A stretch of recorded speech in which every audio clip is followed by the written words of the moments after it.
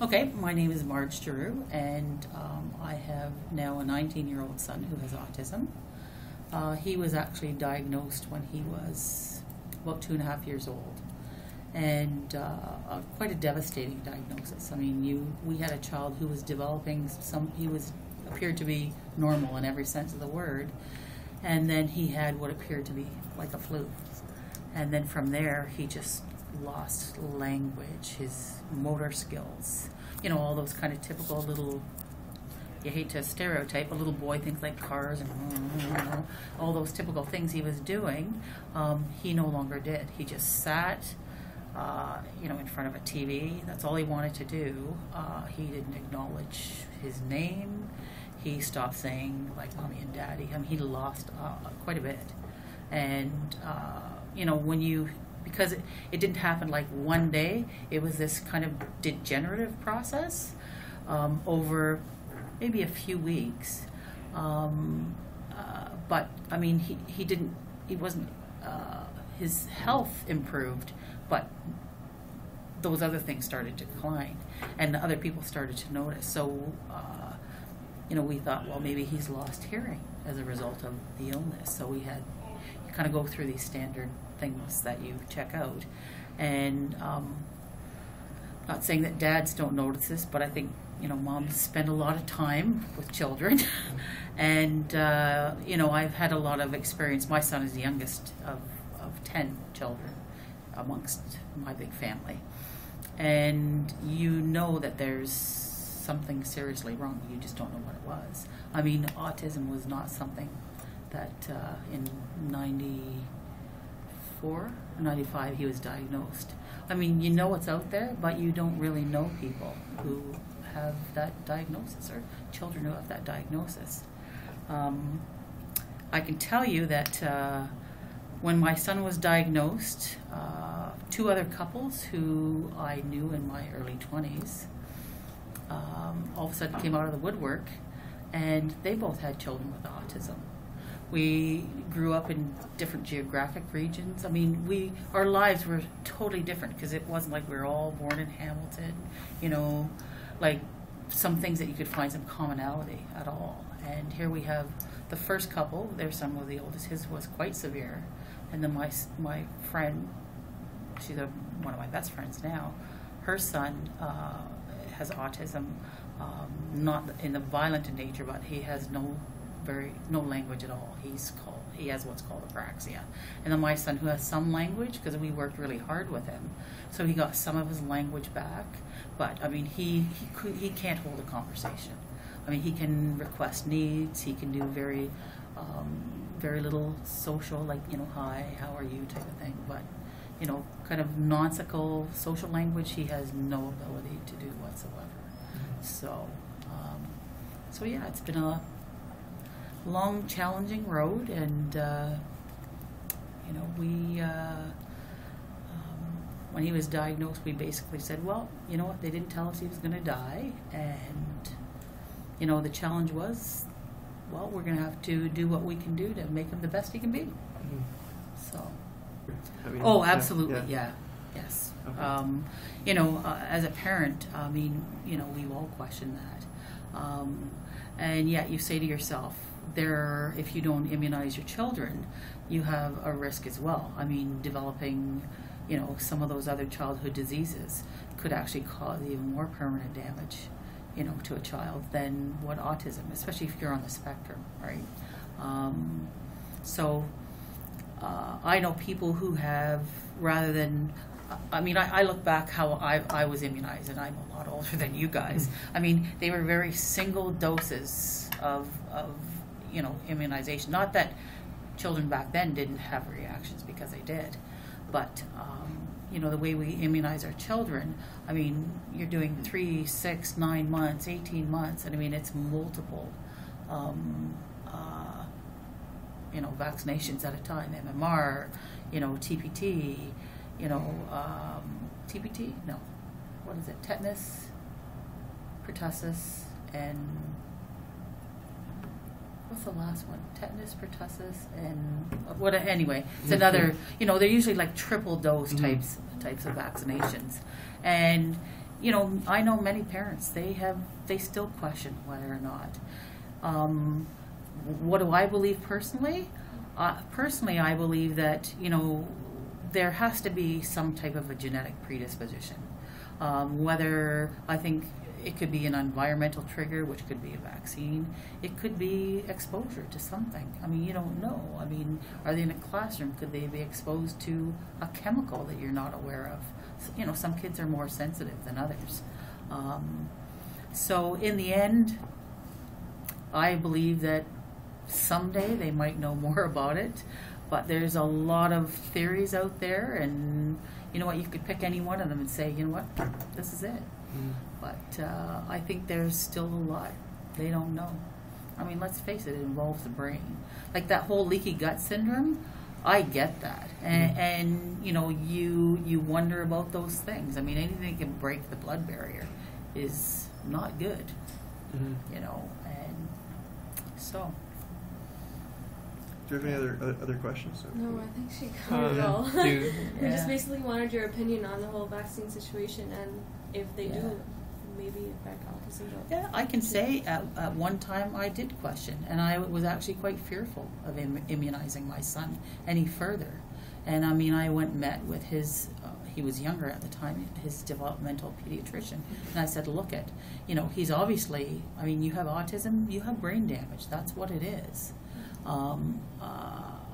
Am I putting him at further risk of continuing to follow the immunization program? And he said that in all likelihood, no.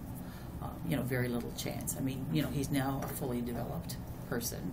You know, he would have been in his teens, I think, when he had to get a booster shot or whatever, probably about 13. And I mean, he was actually a child who his immunizations were actually delayed because he probably got a cold or whatever, and you don't immunize children when they're not well. I happen to know people nowadays who have actually waited till their children are like 3 and 4 years old till they do any immunization, and they are taking a big risk. You are. I mean, I can't believe how much measles are coming, measles and mumps, and you know, and you say, wow, but that's why. Because people are choosing not to. They're afraid. Absolutely. Like I think of somebody like Jennifer McCarthy. I mean, she's, you know, she talks about, you know, curing autism and so on. And for me personally, when I hear people say that, autism is, you don't cure autism. I mean, I look at her son, and I mean, she says he's cured.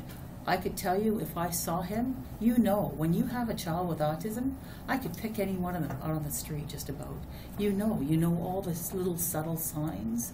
You know, he doesn't directly look at people. I mean, he is actually functioning at a much higher level than what he is. I have people who I know whose sons, you know, they graduated from high school. They believe that their son is cured. However, he would be in the Asperger's, you know, portion of that syndrome. So highly functioning. I mean, he can talk on his own. He can make decisions. But socially, he has great difficulty socially. But they just ignore those things because they're functioning in all those other areas. Well, that's a big part of life, your social part. So he will struggle. And a lot of those kids who, I shouldn't say all of them, I don't have any stats, but there are a number of kids who are in that spectrum who have difficulties, and they're the ones who end up having problems like criminal problems, and because they're not fitting in, you know, they're always fringe, you know, they're the oddballs off on the side. You know, I remember one young fellow that my son was at daycare with, and I mean, he stood out. He was a pretty neat kid, but he came in and, untypical of a boy, he'd come in with like 18 pieces of his mother's jewelry on, and he made this big flower paper hat, and all he'd eat is peanut butter sandwiches for breakfast, lunch, and dinner. And they could not get him to eat anything else. And I looked at my son, I thought, oh, you're not doing that to me. You know, and you know, I mean, people choose their path with it. I mean, my husband and I said, you know what? As parents, your job is to make your children be the best that they can be. So I said, he's not going to be a rocket scientist. We don't know when he's 2.5 where he's going to be, but we're going to work hard to get him where he's going to be in the end as an adult.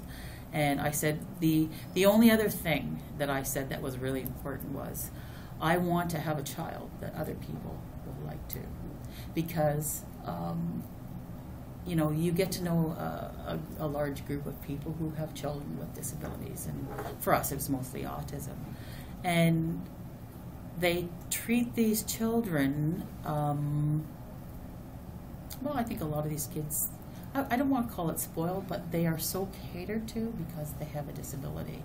And I mean, I see that as a side part of it. I mean, you're a person who has difficulties, but I'm going to still have some expectations. So, I mean, my son is a very polite young man. You know, he has manners. I mean, he doesn't, you know, have hissy fits and jumps up and down because he doesn't have the blue cup at dinner, or this is the one kid I'm thinking about in particular. This other, because he was very catered to. He was at a restaurant, and because he didn't order the bun on his plate, it went flying across the restaurant and hit a man in the head because, and screaming and having a fit, I didn't order a bun, you know, and they had great difficulty trying to get him to understand, well, you know, that comes with the dinner. So while he's a fairly high-functioning kid, you know, you see where there's limitations there, like they have this, you know, very linear way of thinking, and that's where their difficulties really lie. So, yeah, it's been interesting because all of us have kids who are kind of in different places. They're different in many ways. I mean, people say, why isn't autism all the same? Well, they're not, because the kids are, especially boys, I mean, from what I've read on the spectrum, the boys, there is a much wider spectrum for boys because it's 4 boys to 1 girl, whereas girls are usually somewhat mild to more severe. I think the spectrum is smaller because, well, what I read was because our brains are smaller, doesn't mean we're not smarter, but when it's affected, the area that's affected is either a smaller area or a bigger area, whereas with boys, the density of your brain cells, you have a bigger brain, but they're not as condensed, so the areas can be less affected, you know. You get what I'm saying, right? So, yeah, so I know actually people across a pretty broad range.